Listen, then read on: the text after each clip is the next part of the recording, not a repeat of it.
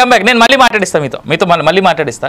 Right, ఇంకా మనతో పాటు వట్టి చానయ్య గారు కూడా జాయిన్ అవుతా ఉన్నారు. బట్ దానికంటే ముందు అల్లు నారాయణ గారి దగ్గరికి వెళ్దాం ఒకసారి. అల్లు నాగరాజ్ గారు మీరు ఎలా చూస్తారు? ఇప్పుడు తీన్మార్ మల్లన్న చెప్తున్నటువంటి మాట ఏంటంటే చాలా క్లియర్గా మాకు బీసీల సంక్షేమం, బీసీల ఓట్లు మాత్రమే నాకు మెజారిటీగా ఇంపార్టెంట్, మిగిలిన ఎవరు కాదు, నేను బీసీల కోసమే పోరాడుతా ఉన్నా అనేటువంటి మాట ఆయన చెప్తా ఉన్నాడు. దానికి వంతు పాడుతూ ఇవాళ కాంగ్రెస్లో ఉన్నటువంటి ఒక నాయకుడు గాంధీ భవన్లో ప్రెస్ మీట్ పెట్టి కూడా అదే మాట ఒప్పుకోవడం జరిగింది. తీన్మార్ మల్లన్న బీసీల కోసం పోరాడుతున్నాడు అనేటువంటి మాట.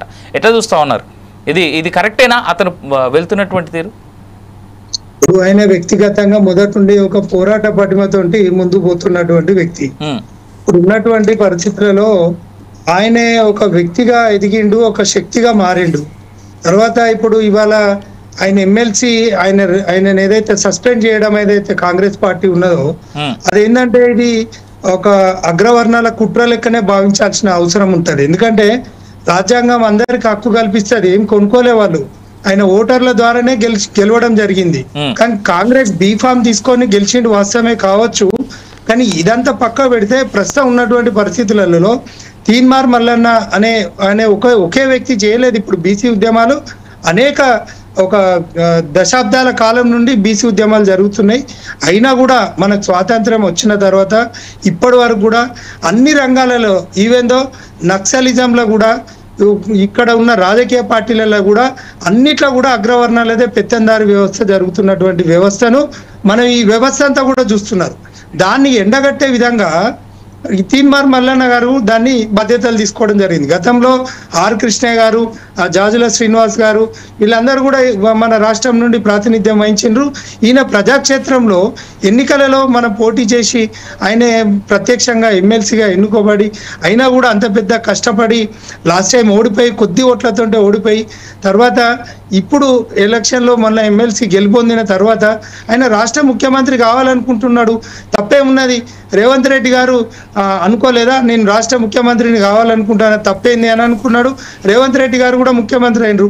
అదే బీసీలలో జనాభా దామాషా ప్రకారంగా మొన్న జనగణన కూడా కులగణన కూడా ఖచ్చితంగా అది జరగలేదనేది మనం చెప్పుకోవాలి. ఎందుకంటే ఉన్న పరిస్థితులలో జరగలేదనేది అందరు కూడా ముక్త కంఠంతో వాదిస్తున్నారు. అదేవిధంగా రేవంత్ రెడ్డి గారు కూడా మళ్ళీ దశ మనకు కులగణన కూడా చేపట్టడం జరిగింది. ఈ రకంగా మనం చూస్తున్నటువంటి క్రమంలో బీసీలు మెజార్టీగా ఎబో 50% అయితే ఉన్నామనేది అది 100% వాస్తవం. కాబట్టి ఎబో 50% ఉన్నటువంటి బీసీలను ఖచ్చితంగా అనగదొక్కే రాజకీయ కుట్ర చేసే రాజకీయ వ్యాపారం చేసుకునే అగ్రవర్ణాలు, నేను అందరిని అనట్లేదు, రాజకీయ వ్యాపారం చేసుకొని కేవలం రాజకీయాన్నే వృత్తిగా మలుచుకొని వాళ్ళు చేసుకున్నటువంటి పెత్తందారి వ్యవస్థను ఈ ప్రజలకు అందించాలి. ఇది బీసీలే నష్టపోతున్నారు, మెజార్టీ బీసీలే ఉన్నారనే ఒక అంశం పైన నినాదం పైన తీన్మార్ మల్లన్న పోవడం అనేది తప్పేం కాదు. ఆయనని సస్పెండ్ చేయడము ఏదో రాజకీయ కుట్ర మనం ఏ కోణంలో చూస్తే ఆ కోణంలో అవుపడుతుంది. కానీ అట్లా కాదు. ఎందుకంటే ప్రజాక్షేత్రంలో ఇప్పుడు మీడియా మాధ్యమాలు వచ్చినాయి, మనకు అన్ని కూడా వితిన్ ఏ మినిట్స్లో తెలుస్తున్నాయి.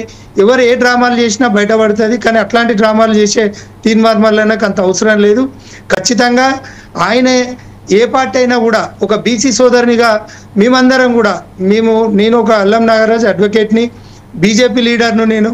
ఖచ్చితంగా ఏంటంటే ఎవరేమైనా కూడా ఒక బీసీ సోదరులందరం కూడా హర్షించదగ్గ నిర్ణయం. ఆయనను సస్పెండ్ చేస్తే అక్కడికి ఆగడు. ఎందుకంటే కేసీఆర్ అనేక పర్యాయాలు జైల్లో పెట్టినా కూడా ఎక్కడ కూడా మొక్కవని ధైర్యంతో ముందుకు పోయిండు. కేసీఆర్ ఒకటే పైసా ఒక్కటి చెప్పి కంక్లూడ్ చేస్తా. కేసీఆర్ గడిలను బద్దలు కొట్టింది కేవలం తీన్మార్ మల్లన్ననే. తర్వాతనే ఈటల రాజేందర్ గారు వస్తారు. ఫస్ట్ తీన్మార్ మల్లన్న స్టార్ట్ చేసిండు, ఆ గడిలకు చిల్లులు పడ్డాయి. తర్వాత ఇవాళ అడ్రస్ లేకుండా పోయి కొట్టుకోపోయిండు కాళేశ్వరం ప్రాజెక్ట్ లో. కానీ అంత ఈజీగా తీసుకోవద్దు. వ్యక్తులు ఏది పడితే అది మాట్లాడడం, మనకు మీడియా ముందు ఒక అవకాశం వచ్చింది కానీ మాట్లాడడం కాదు. అవగాహనతోటి మాట్లాడాలి, ఆలోచనతో మాట్లాడాలి.